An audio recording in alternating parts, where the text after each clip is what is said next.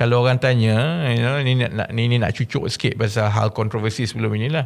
So sekarang pasal ART. Pasal ART ni. So ini yang saya sebut dulu yang orang dok marah aku ni.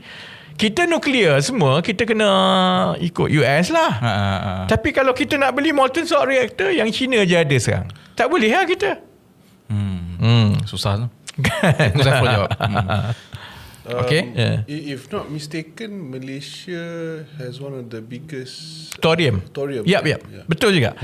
Malaysia ada result thorium yang tinggi. Sebab itu dia menarik. Kita sepatutnya excited, dan sebab itu kalau kita, yalah macam saya katalah, benda janganlah marah kita orang kalau kita orang buat bising pasal ART tu.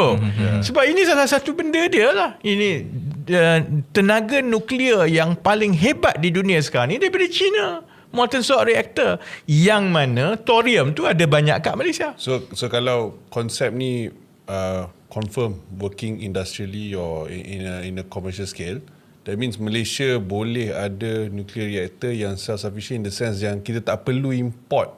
Ya. Malaysia memang ada deposit thorium yang tinggi. Jangan sebut kepada Sanusi lah. Nanti ada Wakanda the second pula. Dia pergi cari thorium pula kan. Okay. So I'm excited with the molten salt reactor. Hopefully kita boleh make it lah. And cerita dia lah, latar belakang dia, benda ni US tak nak layan. Dia tak kembangkan because dia dah buat, dia abandon molten salt reactor. China ambil, lepas 30 tahun datang kat China buat kan.